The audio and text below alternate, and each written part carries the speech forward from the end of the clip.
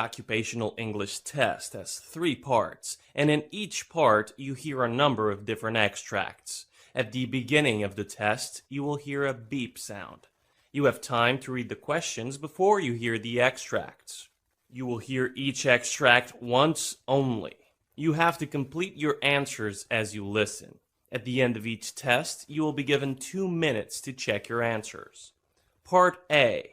In this part of the test, you hear 2 different extracts. In each extract, a health professional is talking to his patient. For questions 1 to 24, complete the notes with the information you hear.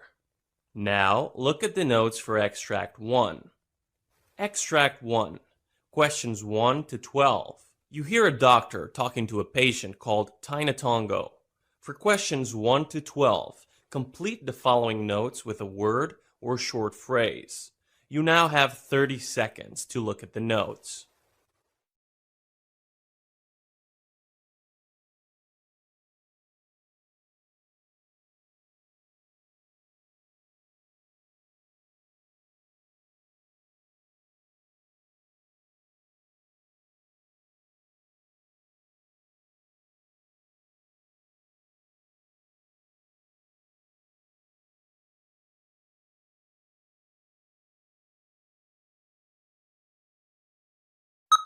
Hello, doctor. Good morning. Good morning. What's your problem? Well, doctor, I have intolerance to allergies, inhalant and environmental allergies. What's your age? 36. Okay, do you get any kind of reactions like an itchy rash, throat or tongue swelling, shortness of breath, vomiting, lightheadedness, and low blood pressure? Clinically, these symptoms show the presence of anaphylaxis. No, doctor. Or else, do you get itchy red welts called angioedema that develop on your skin? No, doctor. Are you taking any medication for allergies? No, doctor. May I know your past medical history? 6 months back, when I was under dialysis due to renal failure, I had an acute event of perioral swelling, etiology uncertain. The diagnosis results showed that the allergic reaction was due to Keflex that was used to treat a cellulitis dialysis shunt infection. What medications are you taking now? I am taking atenolol for controlling my blood pressure, sodium bicarbonate, Lovatsa, and Dialovite. I didn't have any other issues upon my treatment and discharge. That included corticosteroid therapy and antihistamine therapy and monitoring. What were the surgeries performed? Perm cath insertion 3 times and peritoneal dialysis. Are you allergic to any medications? Yes, heparin causes thrombocytopenia. Do you drink or smoke? No, doctor. May I know your family history of diseases? My family members have severe heart disease, carcinoma, and food allergies. Well, your test report shows your blood pressure is 128/78, pulse 70, temperature is 97.8, weight is 207 pounds, and height is 5 feet 7 inches. I suspect you have developed acute anaphylaxis. I would suggest you to go for a radioallergosorbent test, a blood test using radioimmunoassay test to investigate specific IgE antibodies to determine the substances the subject is allergic to. I shall recommend further treatment and medications upon the test results. If the test report shows any specific food or inhalant allergen that is found to be quite high on the sensitivity scale, I would likely recommend that you avoid the offending agent. Right now, I would recommend you to stop further usage of cephalosporin antibiotics, which may be the cause of your allergic reaction, and I would consider your case as an allergy. Being on atenolol, it would be very difficult to treat acute anaphylaxis. I am prescribing an EpiPen in the event of acute angioedema or allergic reaction or sensation of impeding allergic reaction, and you have to proceed directly to the emergency room for further evaluation and treatment recommendations after the administration of an EpiPen.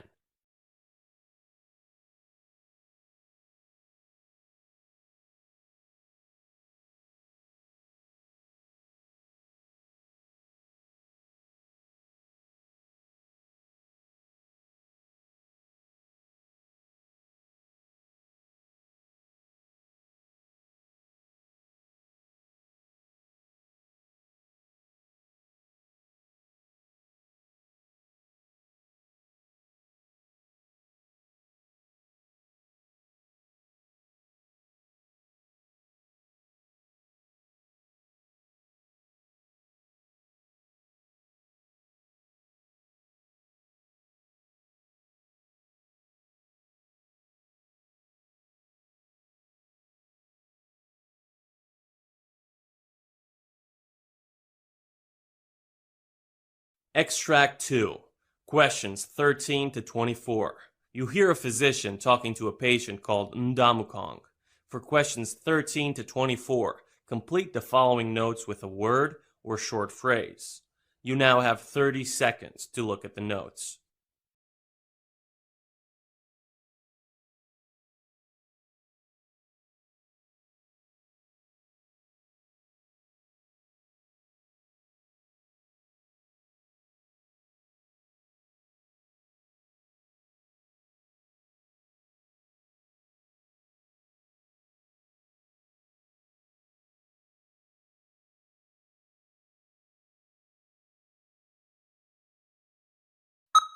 Hello, doctor. Good morning. Good morning. Please be seated. May I know your problem? Well, doctor, I have multiple issues with my teeth due to severe dental disease. I have had many of my teeth removed. Now I have severe tooth pain. Both lower and upper teeth on my left side have been troubling me for the past 3 days. Well, what's your age? 29, doctor. What medications are you taking? I'm taking OxyContin and Vicodin for my knee pain. I need more pain medications because I do not want to use that medicine for my toothache. Are you allergic to any medicine? Yes, penicillin and codeine. Do you drink or smoke? I do not drink, but I do smoke regularly. Well, your test reports show temperature 97.9, blood pressure is 146/83, pulse is 74, respiration 16, oxygen saturation 98% on room air, and interpreted as normal. Mouth and oropharynx shows multiple denture and multiple dental caries. You have tenderness to tooth 12 as well as tooth 21. Your gums are normal. There is no erythema or swelling. There is no purulent or other discharge noted. The floor of your mouth is normal without any abscess, suggestion of Ludwig's syndrome. You have developed odontologia and multiple dental caries. Well, I am prescribing Dilaudid of 4 milligrams intramuscular, and I would suggest you go for a filling. In this treatment, the affected area of the teeth will be drilled, and the decayed substance will be removed, and the empty space will be packed with an appropriate dental filling material. Okay, doctor. Thank you.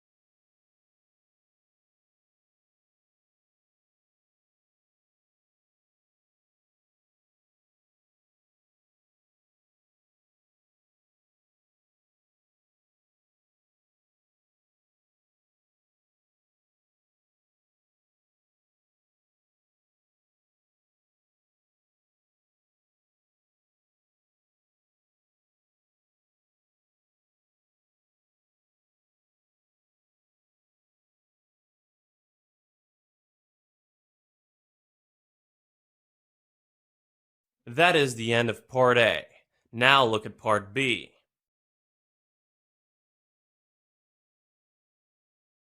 Part B. In this part of the test, you will hear 6 different extracts. In each extract, you'll hear people talking in a different healthcare environment. For questions 25 to 30, choose the answer A, B, or C, which fits best according to what you hear. You will have time to read each question before you listen to the audio. Complete the answers as you listen to the audio. Now look at question 25. You'll hear a discussion between a nurse and a physician explaining about Nipah virus. Now read the question.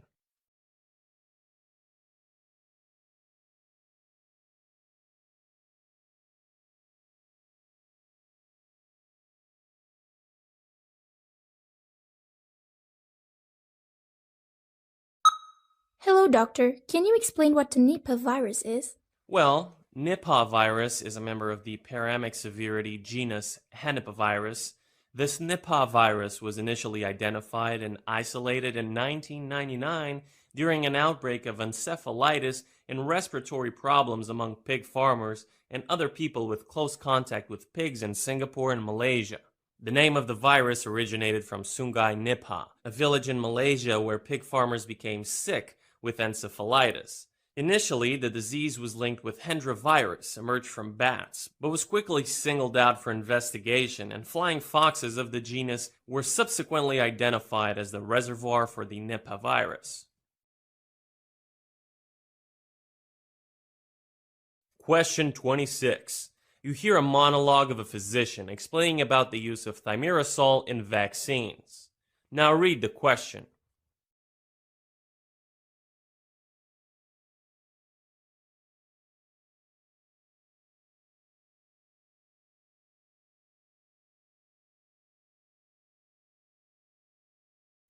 Thimerosal is a mercury-based preservative that has been used for many decades in the US in multi-dose vials of medicines and vaccines. There is no significant evidence of side effects caused by the mild doses of thimerosal in vaccines, except for minor reactions such as redness and swelling at the injected site. However, during 1999, the Public Health Service agencies, the American Academy of Pediatrics, and vaccine manufacturers agreed to reduce or eliminate thimerosal usage in vaccines as a precautionary measure. Methylmercury is obtained from certain kinds of fish. A high exposure to methylmercury can be toxic to people. However, over a lifetime, everybody is exposed to some methylmercury. Thimerosal contains ethyl mercury, which is the most widely used form of organic mercury that is cleared from our body more quickly than methylmercury and is likely to cause any harm to the individuals.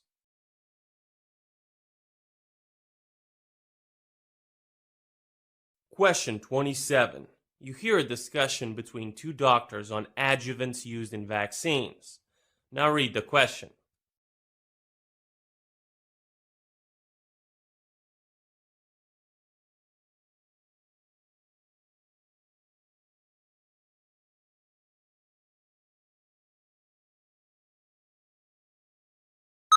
Doctor, what is an adjuvant and why are adjuvants added to vaccines? Well, an adjuvant is used in vaccines to create a stronger immune response in patients. Certain vaccines made from dead or weakened germs contain naturally obtained adjuvants and help the human body produce a strong protective immune response. These vaccines often must be made with adjuvants to ensure the body produces an immune response strong enough to protect the patient from the germ he or she is being vaccinated against. In the US, monophosphoryl A and aluminum are used as adjuvants in the vaccines. Monophosphoryl A has been used as an ingredient since 2009 in the vaccine called Cervarix. Aluminum salts or gels are used as ingredients in vaccines since 1930. However, most vaccines developed today include just small components of germs, such as their proteins, rather than the entire virus or bacteria.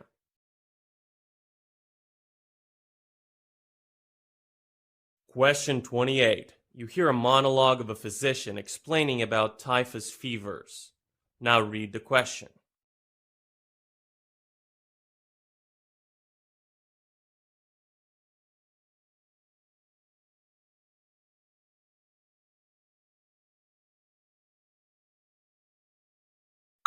Typhus fevers are a group of diseases caused by bacteria spread to humans by chiggers, lice, and fleas.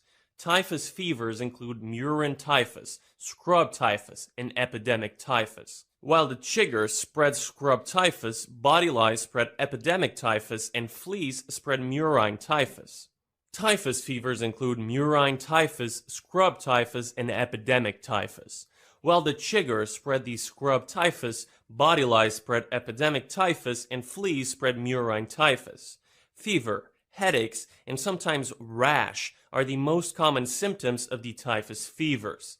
Epidemic typhus, also known as louse-borne typhus, is an uncommon disease caused by a bacteria called Rickettsia prowazekii spread through contact with infected body lice. Though epidemic typhus was responsible for millions of deaths during earlier centuries, today it is considered a rare disease. Epidemic typhus is called sylvatic typhus in the US. It occurs very rarely. Scrub typhus or bush typhus is a disease caused by a bacteria called Orienta tsutsugamashi.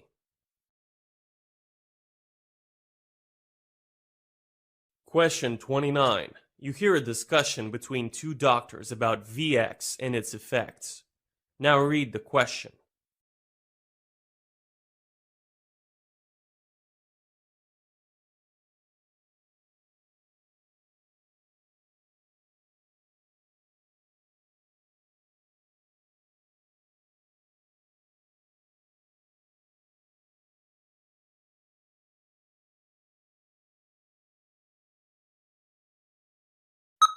Hello, doctor. What is VX and how is it obtained? VX is a man-made chemical warfare agent classified as a nerve agent, which are the most toxic and rapidly acting of the known chemical warfare agents, which are similar to pesticides called organophosphates. Symptoms will start appearing within a few seconds of exposure to the vapor form of VX, while the appearance of symptoms may take from a few minutes to 18 hours of exposure to liquid form of VX. Compared with a nerve agent called sarin, VX is much more toxic by entry through the skin and much more toxic by inhalation. Since VX is the least volatile nerve agent with the slowest evaporation level from liquid to vapor, it can be a long-term threat as well as a short-term threat.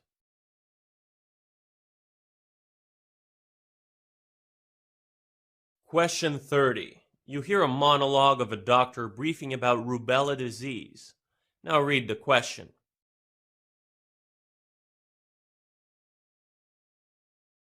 Rubella is a contagious disease caused by a virus, which is also known as German measles. However, the disease is caused by a different virus than measles. With MMR vaccine, rubella disease can be prevented. This vaccine protects against three diseases: mumps, rubella, and measles. Rubella was a common disease in the US before the invention of vaccines. The last major epidemic occurred between 1964 to 1965, when there was an estimated 12.5 million rubella cases in the country. However, rubella was completely eradicated due to successful vaccination programs in the country since 2004.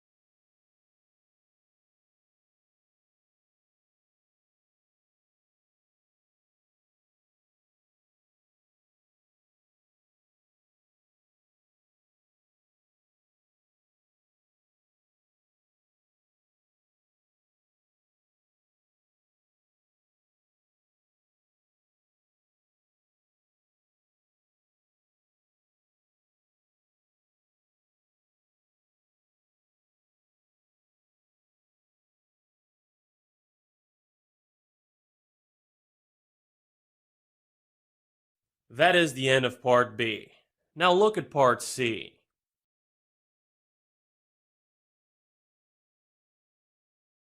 Part C. In this part of the test, you will hear two different extracts. In each extract, you will hear health professionals talking about specific aspects of their work. For questions 31 to 42, choose the answer A, B, or C, which fits best according to what you hear. Complete the answers as you listen to the audio. Now, look at Extract 1.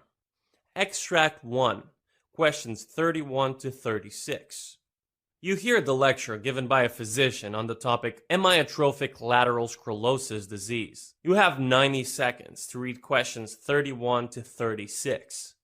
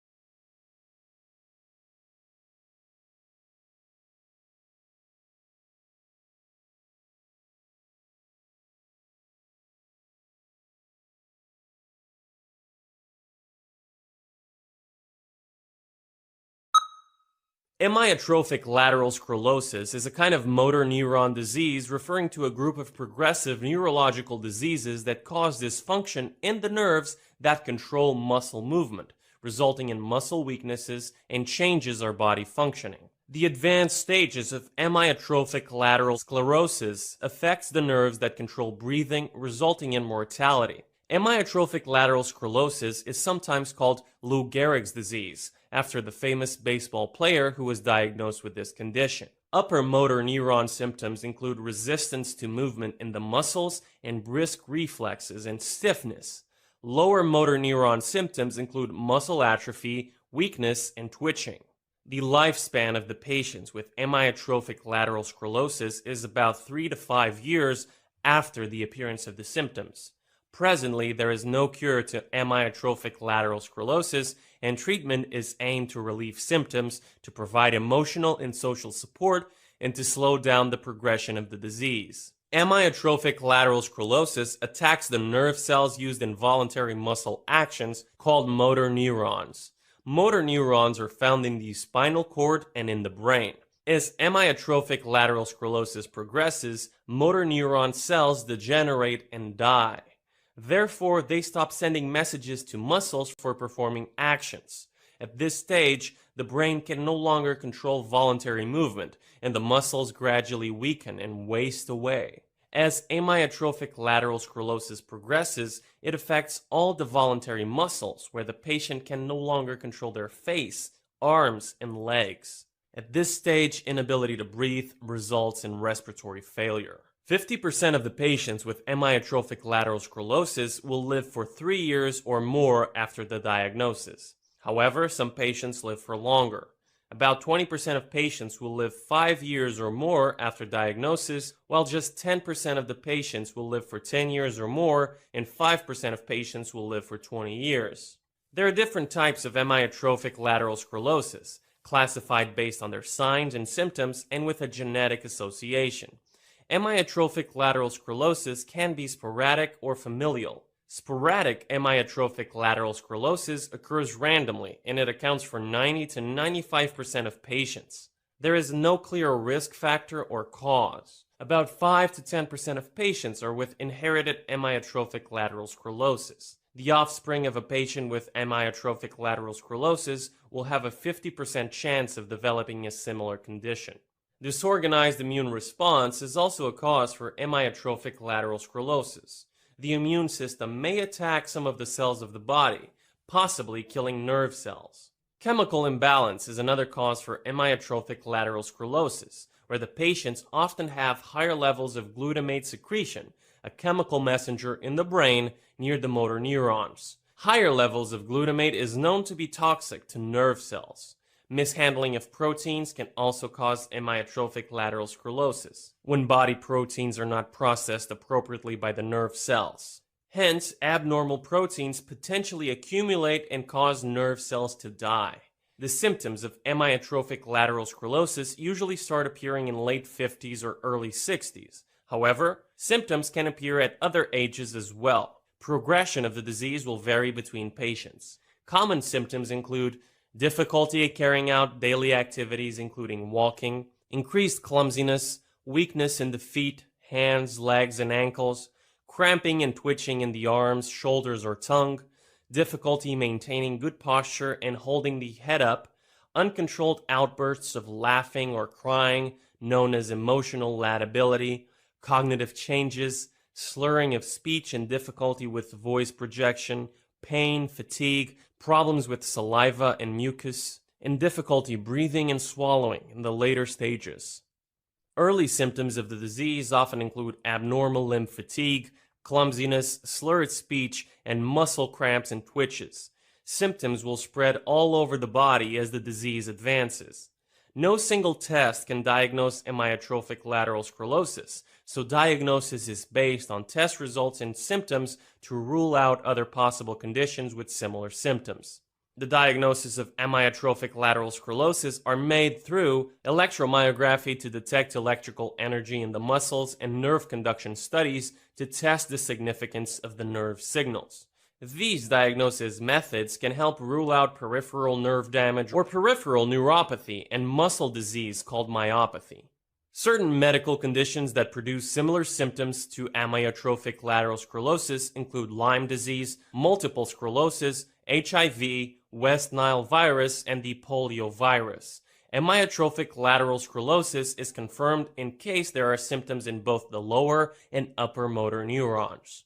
Upper motor neuron symptoms include resistance to movement in the muscles and brisk reflexes and stiffness. Lower motor neuron symptoms include muscle atrophy, weakness, and twitching.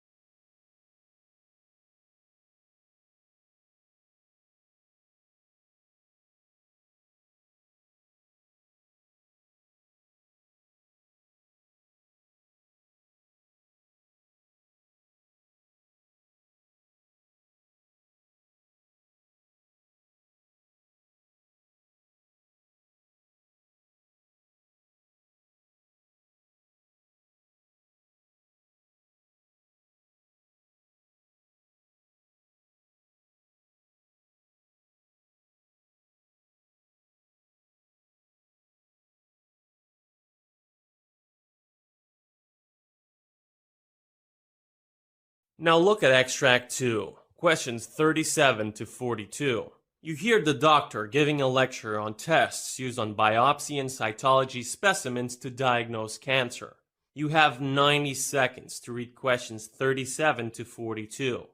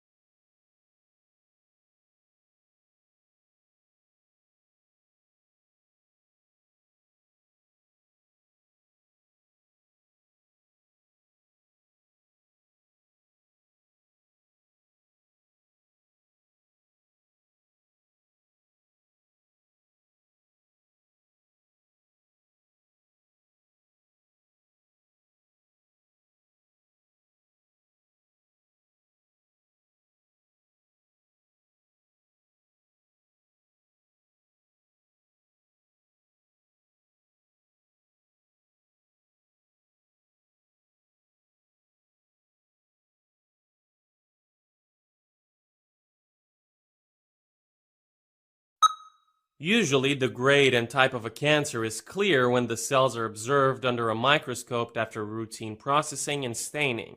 However, this is not always the case. At times, the pathologist requires to use other procedures also to diagnose the cancer. Histochemical stain tests use various chemical dyes that are attracted to certain substances in some types of cancer cells. For instance, the mucicarmine stain is attracted to mucus. Droplets of mucus inside a cell exposed to this stain will look pink-red under a microscope. This stain is useful if the cancer cell is suspected for an adenocarcinoma in a lung biopsy. Adenocarcinomas can produce mucus, so by detecting pink-red spots in lung cancer cells, pathologists will decide if the diagnosis is adenocarcinoma. Besides being helpful in sorting out different kinds of cancer tumors, other types of special stains are used in the lab to identify microorganisms, such as fungi and bacteria in tissues. This is significant because the cancer patients may develop infections as a side effect of treatment, or even due to the cancer itself. It is also essential in cancer diagnosis because some infectious diseases cause lumps to form that can be confused with a cancer tumor until histochemical stains prove that the patient has an infection and not cancer. Immunohistochemical stains or immunoperoxidase stains are another significant category of diagnosis. The basic principle of this procedure is that an immune protein called an antibody will attach itself to antigens, which are on or in the cell. Each type of antibody identifies and attaches to antigens that fit it exactly. To find out whether the antibodies have been attracted to the cells, chemicals are added that make the cells change color only if a certain antibody is present. Immunohistochemical stains are very useful in diagnosing certain types of cancers. For instance, a routine biopsy of a lymph node may contain cells similar to cancer. However, the pathologist may not be able to distinguish whether the cancer originated in the lymph node or elsewhere in the body and has spread to the lymph nodes. In case the cancer originated in the lymph node, the diagnosis would be lymphoma. Or else, if the cancer originated in another part and spread to the lymph node, it could be metastatic cancer. This distinction is very essential because treatment depends on the type of cancer. Often, flow cytometry is used to diagnose the cells from lymph nodes, bone marrow, and blood samples. It is very precise in diagnosing the exact type of lymphoma or leukemia. It also helps distinguish lymphoma from non-cancer diseases in the lymph nodes. Flow cytometry is also used to measure the amount of DNA in cancer cells called ploidy. Instead of using antibodies to diagnose protein antigens, cells are treated with special dyes that react with DNA. If the DNA amount is normal, then the cells are said to be diploid. If the DNA amount is abnormal, the cells are categorized as aneuploid. Aneuploid cancers of most organs tend to grow and spread faster than diploid ones. Another significant purpose of flow cytometry is to measure the S-phase fraction, which is the percentage of cells in the sample that are in a certain stage of cell division, called the synthesis or S phase. The more cells in the S phase, the faster the tissue is growing and the more aggressive the cancer will be.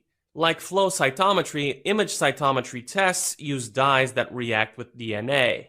However, instead of suspending the cells in a stream of liquid and analyzing them with a laser, this method uses a digital camera and a computer system to measure the amount of DNA in cells on a microscope slide. Image cytometry can also determine the ploidy of cancer cells, like flow cytometry.